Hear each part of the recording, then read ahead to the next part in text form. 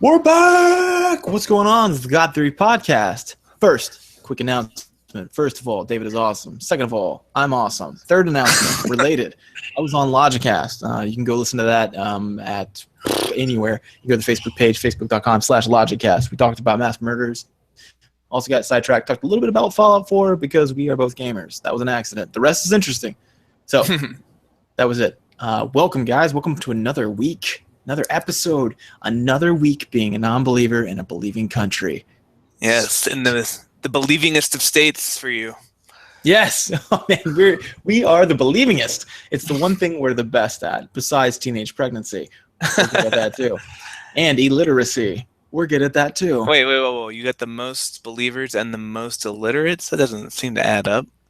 Yeah, that doesn't really make sense, especially because we were also highest in child poverty. I don't know. Anyway, God loves us. That's all that counts. So, you're welcome. Blessings. Hashtag. War on Christmas. Speaking of the war on Christmas, do you think that there was any controversy over this whole Starbucks cup thing? Do you think there's that was just like there's a range of different ideas. Some people are like, oh, that was just Starbucks. Here's how it played out in my head. This occurred to me when I was high as a kite, so this might not be as profound as it was when I first had the thought. But here's the board meeting. Guys, everyone's really touchy right now about the holidays and this war on Christmas and Fox News. We got to be careful. And they're like, yeah, what if we say Merry Christmas? I'm like, well, that might offend people who aren't Christians. I'm like, oh, good point. What if we say Happy Holidays? I'm like, I don't know. That would offend the Christians. They'll think it's a war on Christmas. I'm like, ah. And then this one marketing guy was like, guys, I got it. Just a pure red cup. No words, no letters. No one can get offended by just a red cup. Red's a Christmas color. And they're like, oh, bingo, let's do it. Nobody could possibly be offended by that. And then what happened? No, it didn't play out that way. But that's kind of how I like to pretend it happened. They were just trying to find the least offensive thing possible, and Christians managed to get butthurt about it. And I know this whole okay, so victimization is a hot topic anyway. People blame the victim. We've talked about it before. Sometimes it's totally legitimate.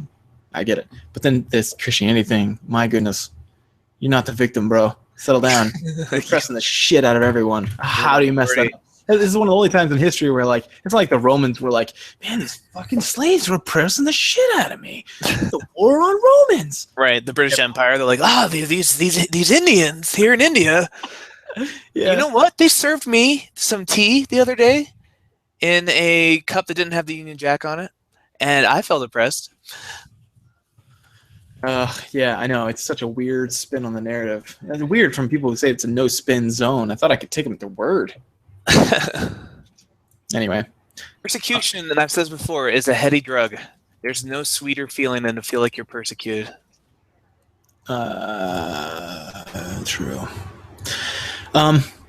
But speaking of that, there actually is, for one of the very rare instances, there really was an attack on Christmas, David. What? Can you believe this? This is insane. I'm serious. A literal attack on Christians. So, or Christmas and Christians in Illinois, the Illinois Capitol building. They had to do, they've learned their lessons, unlike some of these other people who never did. But you have to put up stuff if you're on a state ground and you put up something about one religion or one religious holiday. You've got to let other people put it up as well. So the Freedom from Religion Foundation took this chance to put up whatever they want to do. It was a banner, or it's a sign that says there are no gods. And so the long of it is, it says, no gods, no devils, no angels, no heaven or hell. Religion is but myth and superstition that hardens hearts and enslaves minds. Let's see, was that the end of it? Yeah, and it's been up for the past 7 years. They've been putting it up because no one can stop them. Cool. Yeah, so this is a literal attack on Christianity. This is what it looks like, Christians. Okay. So well, take a note. I'm gonna push back on that. This is just because it's an affirmation of reason. It says the very first line is, "At the season of the winter solstice, may reason prevail." Now, yes, that does negate the Christian premise, but I don't know, when I hear attack on Christianity, I'm thinking like Christians being thrown to lions and like. Okay.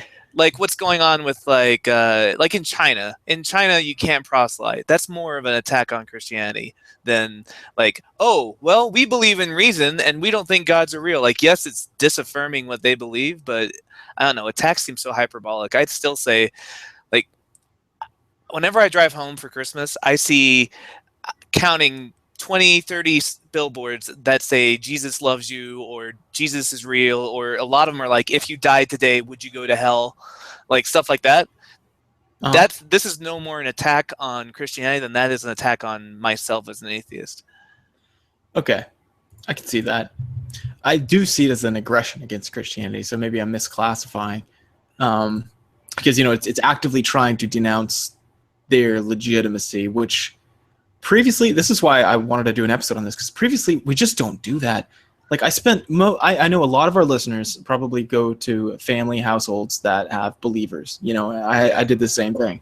Like, and actually, family prayer for dinner and such. I did one of these things that I was just telling people not to do on the Logicast appearance I did. I was like, have you ever done this? Where humans are horrible at attributing our anger. So like, you stub your toe, and this one's a little less clear. I'm going to give you a gaming example in a second, but here's the real world example. You stub your toe, and you're like, God! And you look down, and the chair's pulled out, and you look at the person who pulled it out, and you're like, you left it out, you jerk! They're the reason for my pain, right? Misattributing. But we also do it in games, like you play like a MOBA, you die, or any game, you're like, oh, and then you hit the tab button, you look at the score, and you're like, it's that asshole, you piece of shit, and someone yells at him, right? You attribute your pain, whether it's emotional or physical, to someone else, right? When it's not their fault. Not entirely, at least, And really what we need to do is be like, oh, okay, this is anger, this happens, we need to let this pass.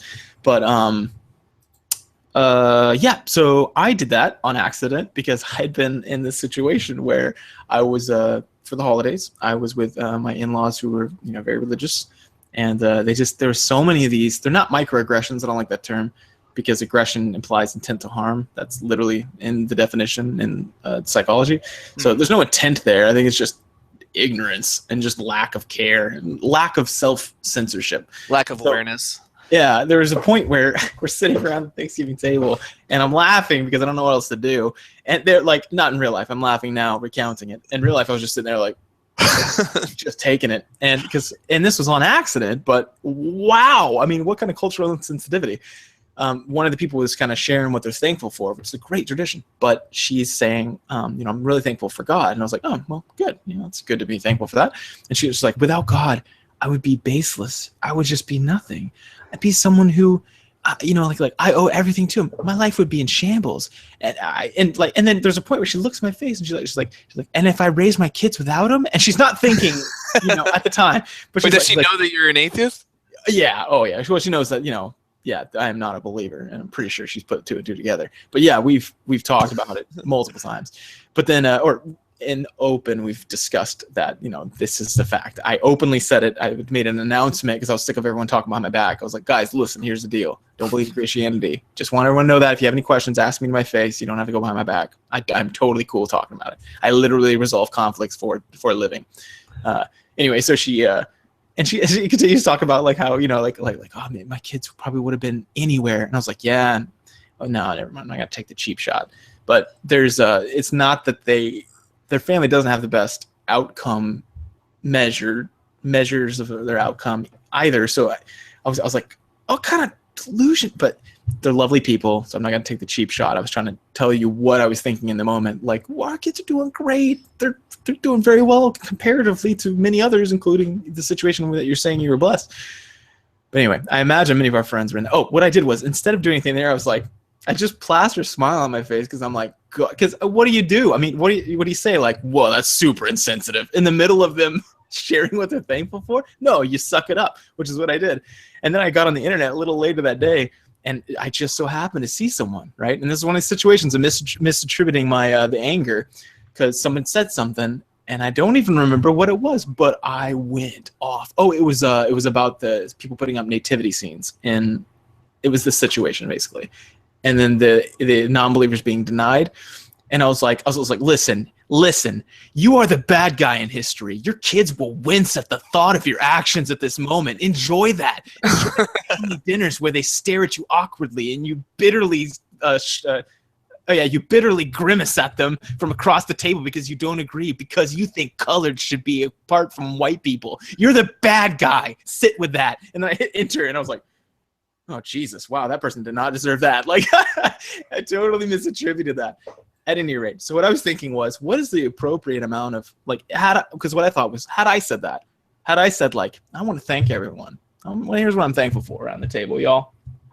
I'm thankful that I got rid of God, that I'm not enslaved to some idea. I'm thankful that I'm not a slave to primitive superstitions of a Bronze Age mythology, that my descendants will look back and pity me for my backward thinking in the 21st century. Yeah.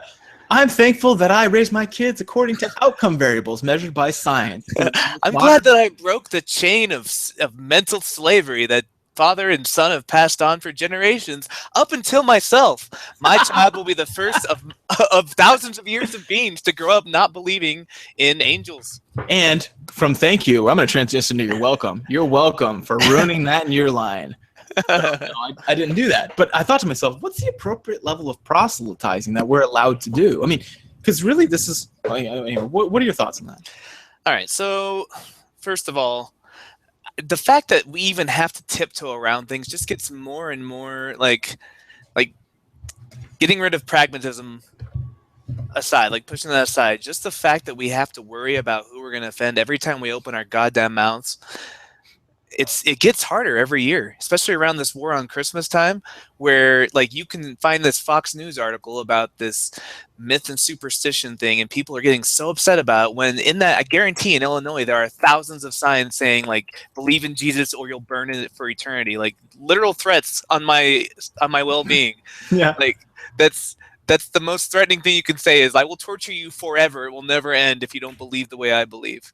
Or my God will, and I'll approve of it because my God is an awesome God. So, like that, let me just preface it with, I'm tired of even having to wonder who's getting offended by what I post. Like on Facebook, the news feed, oh my God, do you have the same problem where just everything on your news feed is like, pray for this, pray for that, pray for the shootings, pray for this, or if we don't let God in our country, how can we expect God not to protect us? If how are we supposed to stop school shootings if God's not allowed in our schools? And I'm like, listen, fuckface, kids can pray in schools all the time. A, B, shootings happen in churches. Pretty sure God's allowed there. C, stop praying and do something. Just do something. Do something productive. Stop making yourself feel better. So we live in a culture already where we just get inundated with it all over. Like this is, as far as being a white male, this is the closest thing to being an oppressed minority I can experience. And man, it sucks. Like I feel really bad for actual minorities who, like, we can camouflage. We can just kind of nod and smile. Like we're not obviously a minority the way, right, like a racial minority or gender, like not a minority, but a power minority for sure. Mm-hmm. So yeah, I do have more empathy for them now. Me too. I have to admit. Yeah, definitely. I there's just so many times where I'm like, that's so shitty, and but that like they don't even mean it. They're just being shitty on accident. It's like so to the core of their belief system that they've never had to challenge it. So it's pretty shitty. But we give them such a position of privilege in this country that they don't even question it. Like they lose their shit when Starbucks cups don't have snowflakes on them because they're so used to having everything exactly the way they want it that just not having it that way feels like persecution to them. Yeah. Well, it's part of a bigger question. Here's the thing. Like, so different movements have gotten traction different ways. I'm kind of looking into this kind of thing. You're looking at it more pragmatically. What? You're probably looking at it more pragmatically. Like, yes, instead of how it should play out, let's see what the most efficient way of doing it is. Well, I do want to bring that to the table, but I don't know if that's our best course of action. But I do want to say that, you look at like the gay rights movement, and I had some kickback on this once. This is somebody was like, don't you dare co-opt my movement, and it was a lady who was LGBT, and she's like, don't speak for us or something like that. And I was like, what? No, that's a good thing. You guys had a meteoric success you've had. We would like to emulate that. And I was like, I'm speaking from a purely academic setting. I'm not like judging anyone. This is just in our literature. We commonly refer to your movement as very successful. It did very well, like, and as well as at least historically. And I'm glad. I don't know where she got the idea as an enemy, but anyway. So I was just trying to be careful there. But Anyway, that's a good model. Is they did allies. They had a lot of really famous celebrities that came out as gay, and then people got to see them, gay and lesbian, bisexual, or whatever, mostly gay and lesbian. And people got to see them and say, oh my gosh, they're normal people. They're not these monsters. There you go. And so there's that movement that works pretty well, but yeah, that would take a large movement. But there's also like this, Black Lives Matter movement who, they're kicking around the sand a lot and, throwing shit in people's faces, metaphorically. And they're getting attention that way. It's kind of like, which one do we want to go to? Or is that a false dichotomy? Here's what I like. Here's what I like about these signs. I like that it's stopping people and saying, oh, we don't actually own the entire world. Like, there are other opinions out there, and sometimes they get billboards too. Even if it's just one billboard that like becomes a headline because it's so unusual compared to the thousands that are dotting our country's highways about Christianity. Mm-hmm. So I like just the idea of like making them come to terms with the fact that they're not the only people in the country. That even though Christians make up like 70%, 80% of the country, they are not. They do have to share it with the rest of us. Mm-hmm. And part of that means that they have to say that the winter solstice or Saturnalia or whatever holiday, like, because humans have always celebrated this time of the year has been a holiday for almost everybody. It's when people started noticing, oh, hey, the days have been getting shorter and now they're starting to get longer again. It's like the earth is renewing itself and maybe winter's ending. Like, that's the cause for celebration. So it predates Christmas. We also get a claim to the time. It's not just your Christmas. It's everybody's holiday. Mm-hmm. So I don't like know. That. I'm a bit more of a firebrand when it comes to this. Like, I feel like catering to them. It's like what we talked about last week with trigger warnings. Like, yeah, we almost give power to the paranoia. We almost give power to the psychosis. I'm not saying trigger warnings are a psychosis, but we give power to the false idea that they have the right to not be reminded that they are not the only ones on the planet. Yeah. And I guess I wonder, because I don't have an answer, but is this going too far? Is it too far to like actually be like, hey, put up something on their holiday and say like, hey, there's no Christmas, or Christmas is a pagan holiday, putting up stuff like that. Like, is that too in your face, and then is that counterproductive to our movement, or is that something that we have the right to do and that we should push to do? I don't know. Well, it might be. I don't know if it's counterproductive because, again, I don't know. I don't think it's going to change many minds. I don't think it's going to be like people are going to sit and go, you know what? There are no gods, no devils, and angels in hell. There is only our natural world. Religion is but myth and superstition that hardens hearts and enslaves minds. Like, no one's going to read that and be like, I've been doing my whole life wrong. Thank you.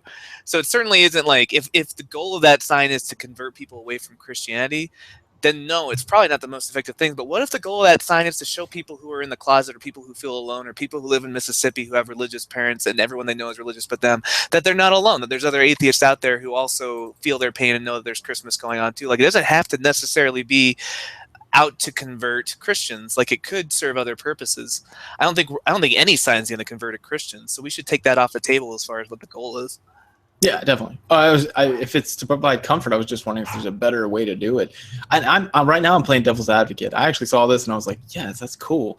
I'm glad we're putting that up there. But then there was a part of me too that thinks about movements in general, and then you think about, so whenever you think of a class of things, you think of an exemplar, right? Or this is one of the theories, cognitive theories, but so right. Like if I say Platonic bird, ideal of what that is. So if I say bird, you don't think emu, you think robin. Most people, right? Or some people think cardinal or blue jay, but you have an idea. Like that party trick where you can get people to say a certain color and a certain like animal, because usually most people will say that animal or that color. There's a centroid of the centroid that collects all the what you consider most important features of a class, and then you think of that thing.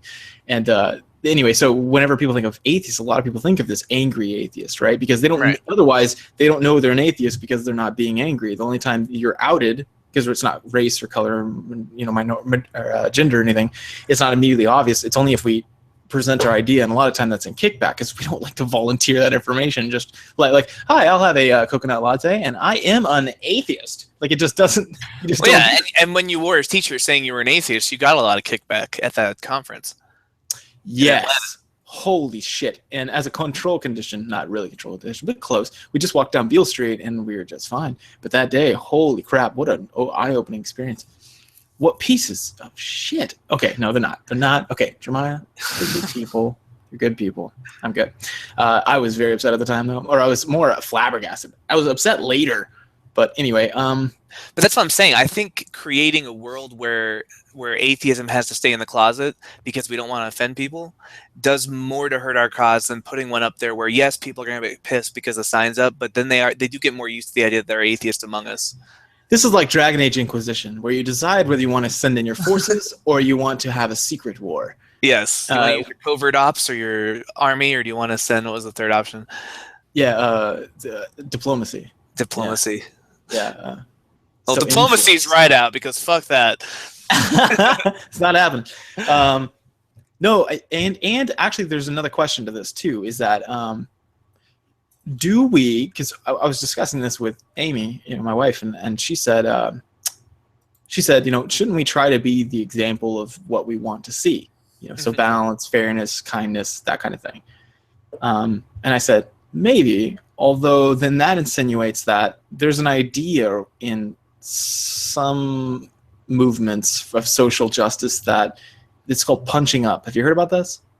No. No, punching up is like, so you got a power hierarchy, right? And so a powerful minority or power minority, someone with less power, can punch up, and that's okay. It's like if Chris Rock gets in and is like, white people are crazy. That's fine because, they're a minority power-wise and number-wise, but it wouldn't be cool if like Jerry Seinfeld got up there and was like, black people are crazy. They do this. It's not, you know what I mean? That's punching down, and it's kind of taboo. Yeah. And I've always argued, this is strictly from usefulness point of view and just personal values. I don't think that's very good. I don't think punching up is good. I don't know why we need to even, because you make the race more salient. You're actually hurting your cause by punching up, and you're making some people, even if they're entitled rich pieces of shit or whatever, right? Like, let's say a rich boy comes in, and we were just talking about a guy like this, but he's had his whole life handed to him on a platter, and he's like, man, I worked for what I got. And you're like, you fucking did not. And then then you're like, yes, please tell me more. I'm first generation. I'm going to be first generation rich, but yes, tell me how much of a struggle it was or whatever, right? And then so by ripping on that person, you're harming your chance for them to give you a hand up, right? As a group. And so I think, I'd just rather just be a good person all around and just live life kindly. But then that sort of spits in the face of minorities right now who are being angry, or calling people out on stuff like Black Lives Matter movement. So It kind of brings a bigger thing into question here. Yeah, because there's the counter argument that if we keep playing the way the game's set up, the game is rigged to help the people at the top. Like that's why they're at the top. So if there's not people making noise at the bottom, like it's logically going to continue the way it's going if you're not shaking things up a little bit.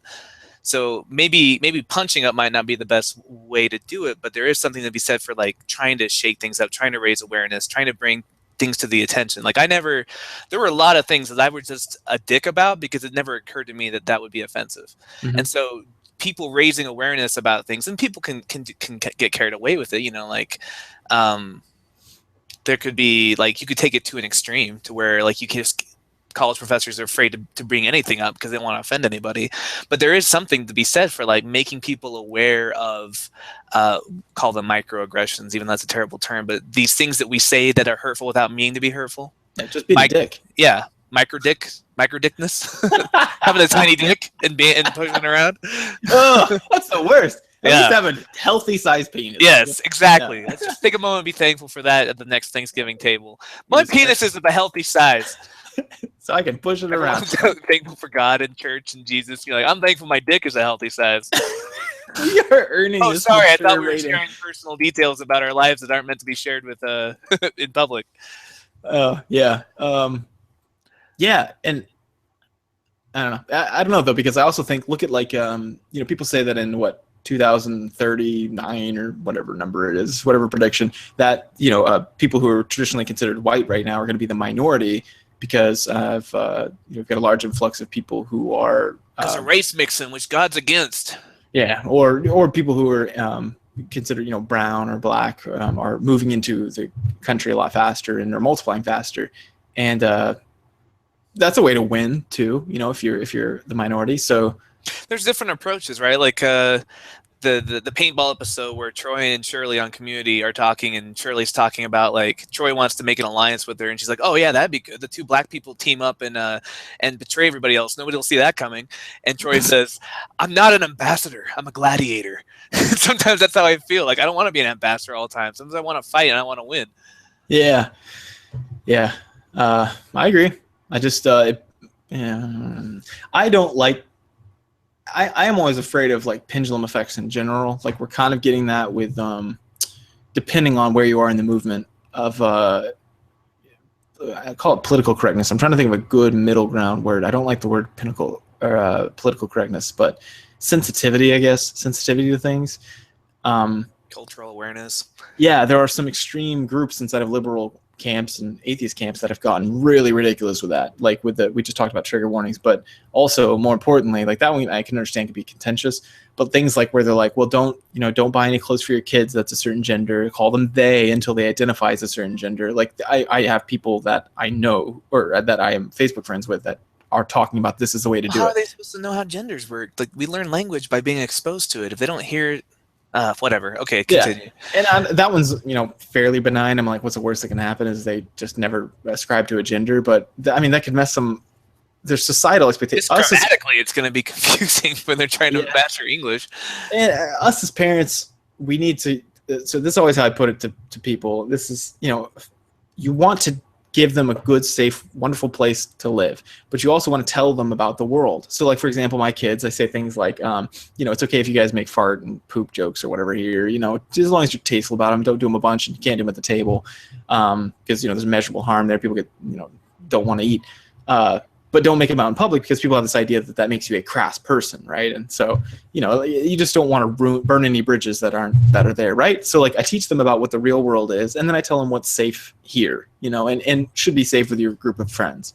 And that's what I would do there. But the point is that we've gone a little overboard in that direction, I think, in some parts of our movement.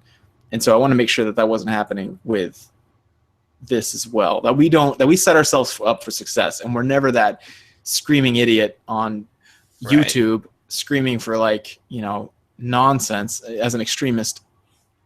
I'd rather be overly nice than be that person. I guess that's what I'm saying. So I kind of feel like I maybe save that proselytizing for some other time. There's a larger question to be had. Obviously, can we go out and hand out pamphlets and things? I'd like to address that too. Yeah, and here's the thing: we don't do all that. Like, I don't know, we do so much less proselytizing than every other faith. If we want to have a billboard once in a while or like a little bit of pushback saying, hey guys, there's other people that celebrate the holiday besides you, share it. Like, I don't know. I feel like we're not only well within our rights, but I think it causes more good than harm. Yes, it might upset some people and then cement them in their views more. But I don't think these people were on the fence to begin with. You know what? I just thought about this. This seems like an obvious paradigm. You're going to think I'm the worst psychologist ever. But this seems like that. So we do assertiveness training. Are you familiar with that at all? Yeah. Okay. Like with assertiveness training, we teach people how to ask for their human rights, but in a way that differentiates itself from aggression. Most people who aren't very good at being assertive don't understand. They think that being assertive is aggressive. And oftentimes when they try to be, they become off as aggressive because they've never practiced. So they say something like I'd like my bread at half price, please. And it's like, well, it's 2 minutes before 5 and we cut off at 5. And you're like, well, it's 2 minutes before 5, so I'd like it at half price, please. And one of the techniques is broken record, where you just continue, you go, right, I heard you. I would like it at half price, please. It's not quite 5 o'clock. And that would be being assertive, but not aggressive. Aggressive would be like, no, you can't deny me my rights. You can't tell me that. That's being aggressive. Mm-hmm. And they often come off that way. So I wonder if we couldn't be assertive and say things like that, like everything you just said, and then just put American Atheist or something, say like, hey, remember, this is a safe place for everyone. We can all, express our things. Some people love the winter solstice. Some people love Saint Nick. Some people love baby Jesus. Let's all be nice. Let's call us Krampus. Krampus, yeah. The video's coming out soon. There's a movie. There's the Dutch and the Belgians have a père fouettard who's like Father Whipper, and he just comes and like whips the crap out of kids and throws them in a bag, carries them away. Oh my God, we got those in Mississippi. They're called dads. Oh, too soon. This is the worst state. No, anyway. Not too soon. Too relevant. Too relevant, yeah. Too true. Child abuse joke? Jesus, Jeremiah, get your shit together. I think I've gone too far. I may have gone too far with this. But what if we did that? What if we took an aggressively tolerant, almost like a Gandhi way of doing Yeah, this. like a refusal to, like, you're not gonna stay silent, because I think silence only helps the people in power. Yeah. But you're also not gonna be like, I don't know, offensive, mean about it. Like, offensive is a tricky word, because people are going to take our existence is offensive to Christians, to some Christians. The fact that there are people who don't believe in God, they take offense to that. Yeah. So no matter what we say, we're going to be offensive unless it's praise Jesus or hallelujah. Right. But we don't have to be. We can minimize the amount of offense we give and yet still be assertive. Yeah, and all of CBT, the evidence-based psychology, one of them, but one of the most well-researched ones, is based on nothing in and of itself is offensive. Nothing, not a single thing. Like, you could have, someone could say, I pissed in your mother and that's how they made you. Like, that's pretty offensive, right? But if you don't speak English, there's nothing offensive about that. It's only the meaning you attribute to that situation. Also, if it's a person that's like a homeless person who, I don't know, homeless, that was a horrible thing to say. If it's someone you just never know, I was just thinking someone you encounter on the street, and someone says to you, like, they say that, you're like, well, fuck that guy, I don't know him, and you walk off. But if it's someone whose opinion you treasure, then that would be really shitty and hurt. So it just goes to show that, it's your relationship to the stimulus, to the words or whatever it is, that is the problem. It's not them themselves. And a lot of people have problems differentiating that. Degree with seeing a billboard versus like you saying that at the Christmas table while they're reading like the Luke story, and there was no room in the inn. You're like, by the way, this is all superstition. Just want to make sure you guys know that. All right, continue. Yeah. And I allow for that. I mean, like, I'm cool with people practicing the rituals in front of me. I would be just as tolerant if a Wiccan did it. I would be like, oh, this is kind of novel. Last time I was home for Christmas, like, I participated in the goddamn nativity play that my parents like threw with like all the grandkids, and everyone's dressed up as wise men. I had a stupid like bed sheet on and like a weird like tunic, and I was like a shepherd. Like, that literally didn't happen. Whether or not you think Jesus was a historical figure, like, there's debate there. We probably didn't happen the way Luke describes it, and yet I acted it out because fuck it, I'm at my parents' house, they're Christian, I'll do their thing. I'm not going to cause a stir. Oh man, one of the things was they do this overly long, and I talked to Amy about this at first. I feel bad because she was saddened by it. She was like, "Is that how you feel?" And I was like, "Oh man, I'm sorry. I thought this was a joking territory. Of course I feel that way." But like, one of them was it's called the doxology. Have you ever heard of that? Doxology. Yeah. Okay, it's a song, and it's like, praise to all the oh god. It's the long, yeah, and goes and why are hymns such dirges? They've got such they're so bad. Rhythm. I don't know, because if they're any good, they'd be making real money in secular places. But I know. So what happens is, they start singing this song, and they do this every year, and I've never learned the words because I don't really care to. So it this is partly on me, but I don't want to. I don't think I should have to. I don't make them sing like Carl Sagan songs. So like, anyway, I'm holding hands. I'm like, oh, here we go. And then we start singing. And the worst part is, there's new people here who aren't part of their family, who have never been in this experience. So for the first time, I'm sharing in the suffrage with them. Suffrage, that's women's voting. It's not what I meant. It's the suffering with them. Yes. And so I'm actually trying not to smile. I'm literally going, because I'm having such a great time that there are more people uncomfortable there than just me. But then it goes through my head, because I'm looking at them. They're it's like why The Office is fun to watch, because everybody's suffering on the show just like you are. Yeah. God says something horrible. Yeah. And so I'm looking at them. They're like, sing. They didn't even try to teach it to him. I was like, you didn't even try. This is so shitty. And like, but finally someone else is suffering as well. And so it was it made me wonder too. I was like, I wonder if they just don't care, or if they hope, oh, they'll figure it out. But that, and then the ringing around the rosy prayer, we did that as well. And I just thought I always wonder, I'm like, what goes, surely they know at some point, as they're like, let's all get together and do our religious belief. This wasn't at their house, okay? This was at a neutral ground, because I can understand in someone's house, do whatever they want. But like, this is at a neutral ground, and they're like, hey, neutral people, let's all get together and hold hands and do my religious rite and pray. I couldn't help but think, like, because they said, now everyone bow their heads and pray. And I was like, no, you're commanding me at this point. Every part of it felt a little, I never know, like, where the line of like, do I just stand there and look around and kind of smile and just be like, no, this is good, and I'm liking this, and take what I can out of it? Or do I pretend? Do I put my head down? Like, what do I do? To talk about, because a lot of people have mixed faith, like, families. Like, usually, statistically, if you are an atheist, you were part of a religious household at some point. Mm-hmm. And so, And also statistically, if you're a believer, you're probably a little older. So usually what ends up happening is you have religious parents or religious family members and then you. So like, what's the proper etiquette? For me, it just depends on where I'm at. Like if I'm at my parents' house, I'll do all the Christian stuff with them. Just because they don't believe in pagan fertility rites and fir trees being signs of immortality, but they still do a Christmas tree. Like we don't have to agree with the origin of a custom to do the Christmas custom. And most of the Christmas customs aren't even Christian. They're just pagan things we've stolen. So aside from the boring sitting around listening to the Christmas story being read out of the Bible, that's so boring, but I'll put up with that. And like I said, I'll even put on a stupid costume and do the nativity thing. That's like where I draw the line. I won't do anything beyond that because that's pretty much bullshit. But like it's because I'd rather be with my family and like not causing a stir. And then if they came over, let's say someone came to my apartment. There's no Christmas tree in my apartment. I don't see the point of it. I can project one on my wall. I've lived overseas so much that I've kind of like fallen out of touch with holidays because they're not universal all the time. So like if someone came here and they were like, dude, where's your Christmas tree? Where's your manger? Where's your nativity thing? I'd be like, don't do that here. Sorry, that's not my thing. Like I think a lot of it has to do with where you are. But that feels like a fundamental difference. Yours is talking about someone demanding you do something or purchase something. All you're asking is, can I sit this one out while you guys just do this? Yeah. So I think, honestly, like I kind of lean in towards the other direction with that. Like if somebody, I feel that I should be able to assertively, not aggressively, just say like I'd rather not participate in that. Or like what's weird is, here's the weird one, because maybe that's true. But here's the real gray area for me.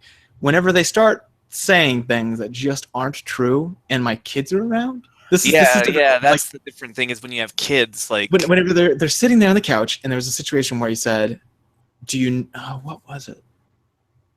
Oh man, it was something like this. So I can't give you the exact example, but it's something like this. Do you know why we have a Christmas tree? And kids are like, no. And I'm like, I absolutely do. Yes. And I go, oh yeah. And then he just kept going. And he said, well, because the tree is supposed to represent the strength and regrowth or some kind of. It was the weirdest shit. But anyway, he goes, yeah, and that's why we have a Christmas tree. And I was like, did you just ask me or tell me why we have a Christmas tree? Because I don't think that's true. And do I have the right to say like, actually no, it's based on a pagan tradition, like or do I wait till my kids come after? What? I guess what I'm wondering is, when do I become an asshole and when do I? I don't know. I think when you have kids, it's different because you have to assert like more protection over them than you would for just yourself. Like if they're like, we celebrate Christmas because Jesus Christ was born on this day, December 25th on the year 0, like something just like that, where they're gonna sound like an idiot if they grow up thinking that, if they assert that later. Yeah. Like, they can be like, well, that's what Grandpa believes. That's not what I believe. Like I feel like you are within your right as a parent to be more of an asshole when there's kids involved. Okay. That's part of it. I mean, here's the proselytizing portion. Whenever they watch our kids, they often do overtly Christian rites and like read them Christian stories before bedtime. And sometimes I think to myself, should I demand that? Should I just say like I'd rather you not do that? Or because we have friends who do that. We have friends. Your only other choice is to have your grandparents believe in crazy shit, and most of what they tell you isn't true conversation with your kids. And I think that's more harmful than just asking them to stop. Like teaching your kids that their grandparents are superstitious idiots. Well, you don't have to say idiots. Well, no. Obviously, my kids use those words. But if you say grandma and grandpa believe some things that just aren't true, and it's okay that they believe those things. Like I don't know. I feel like I feel like it's just better to not like subvert their. I don't know. Maybe you want to subvert their authority, but it's like, which one would they? If I were the grandparent, I would rather just have that conversation with you and stop proselytizing your children than have my children think that I'm a backwards Bronze Age idiot. Well, I mean, I have that conversation about everyone. Like, because I'll say, with my kids, sometimes, like my youngest came just the other day, came back and goes, "Hey, Dad, I believe in God again." And I was like, "Oh, cool. What made you make that decision?" And he goes, "I think science can be wrong." And I was like, "Okay, someone just told you that, obviously." Because I was like, "What do you mean science can be wrong?" And he goes, "Science or God, right?" And I was like, "No. I think most Christians think they're the same. They just going to teach you how to do false dichotomies now." Yeah, and so and he's a 4-year-old. So I was like, well, let's put it this way: it's not science or God, but you can believe both. And science isn't a thing. It's literally you asking a question and then testing it. That's all science is. It's not a belief system. It's not competing with anyone. It's just reality. It's how we know things. So like it would be like if I said, what kind of rock is this? And I picked it up and I looked at it and I said, oh, it's igneous. That's science. There's no competition with an invisible man in the sky. Okay. It's just that if we test it on all cases where we're able to, it doesn't look like there is an invisible man in the sky. It's not a choice. You have to believe in science. You don't have to believe in God, or you can, but there is no not believing in reality. And so I had that conversation. But one of the conversations I do have with them is that, hey, we don't, a lot of people believe different ways. Some people believe there's an invisible man in the sky. Some people used to believe there's a bunch of people on top of a mountain in Mount Olympus, and that they somehow meddled in their lives. Other people think there's invisible deities. Other people think some people can see them, like Sangria, or it's not Sangria, Santeria. They think that, they can see spirits. Some people are blessed and they can see them, they can speak with them, and they can do them favors. And they aren't. Plurality of beliefs out there. Yeah. Is like what you tell them. Yeah, is that there's different kinds, and that we just happen to where we live. If we were born somewhere else, we would have lived, your mom and whoever would have thought differently. But for now, we live here, and a lot of people here think that there's one God, and this God's name is Elohim, or they call him Yahweh, different names. But just depends on what part of the Bible you're reading.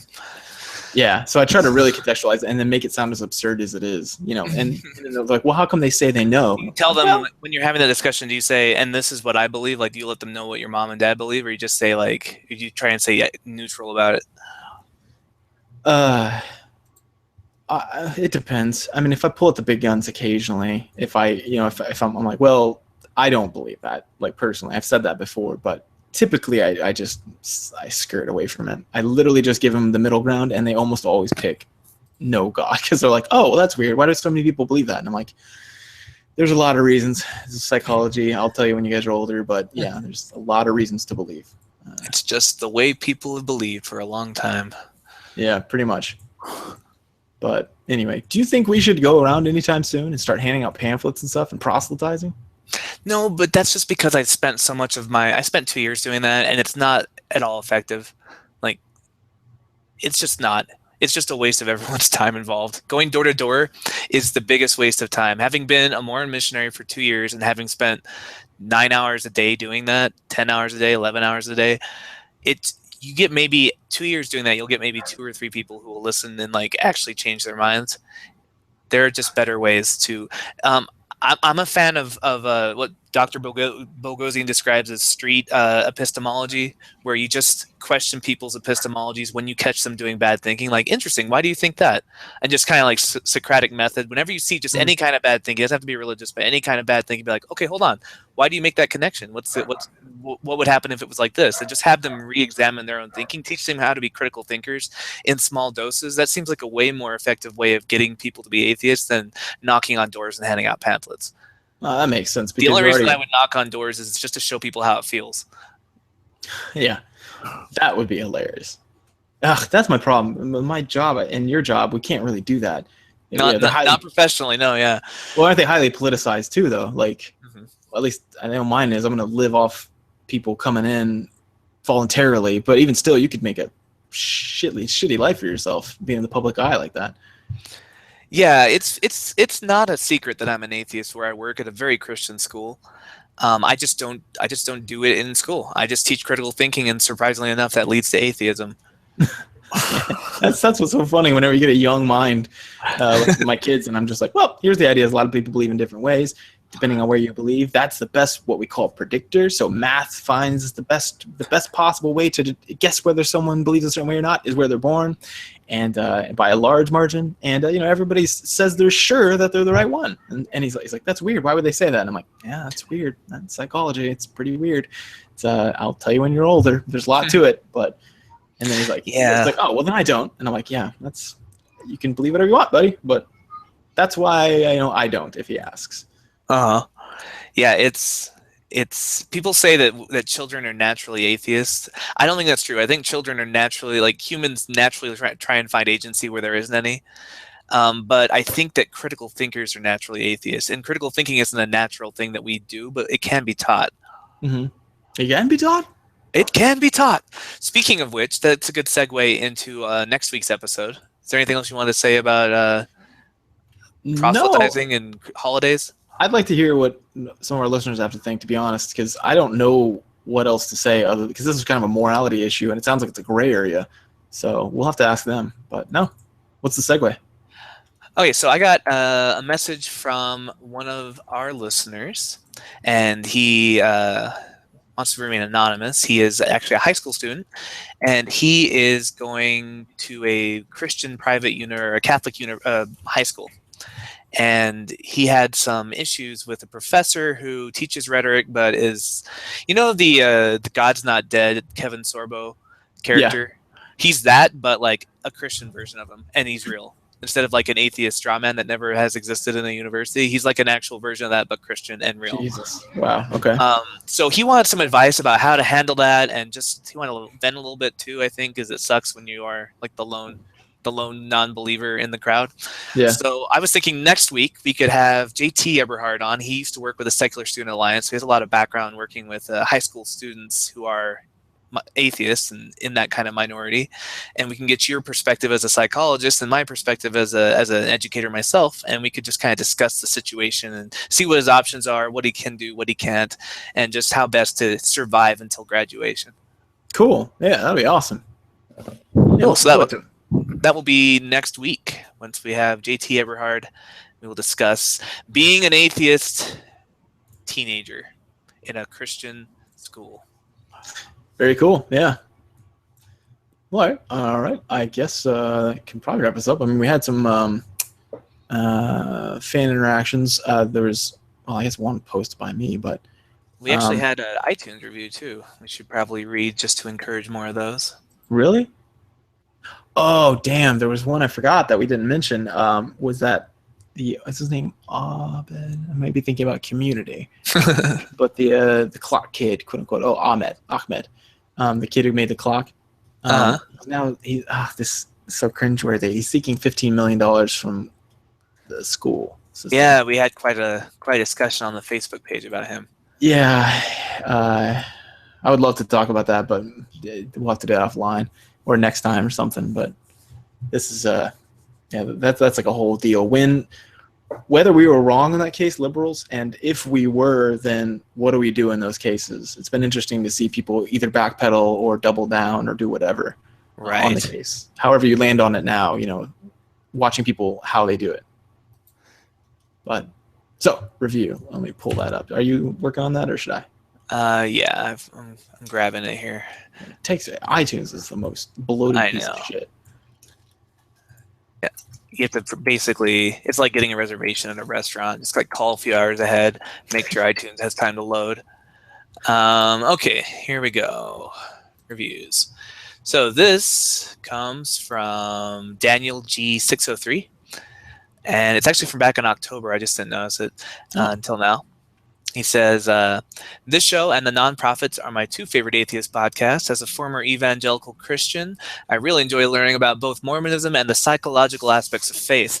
The guys seem really nice, and their perspectives on religion and current events are greatly appreciated. It would be nice if they had a Facebook page, website, or at least some way to contact them. Maybe a segment that includes fans. They might also want to consider the religion and spirituality categorization to gain more listeners. Thanks. I think right now we're under religion and spirituality. But yeah, we also do have a Facebook page. That is facebook.com/God Theory Podcast. Yeah, /group/God Theory Podcast. Yeah, and it's a group. It's a closed group. So if you're not outed to your friends, like me and some of my family, then you can post things in there, have a good time, talk. No one's gonna see it. They can't even see it if they click on your groups, can they? Pretty sure. Yeah, I don't think you can. Yeah, so it's But safe. The downside is because it's closed, it's probably hard to find, which is why he doesn't think we have one. So if you're listening, Daniel, it's facebook.com/group/God Theory Podcast. And that's groups is in plural. And then all you got to do is just say, hey, can I be on there? Ask to join or whatever. And then we say, yep. And then you're in. And then you can chat and talk and be hilarious or be, passionate or whatever you want to be. This is where I put things that I wouldn't put on my normal newsfeed because of what we were talking about, Christian privilege. They can put all the Jesus bullshit they want, but if I put any of these links, I would be considered persecuting them. Yeah. But, so cool. Sounds like we got a great one coming up next week.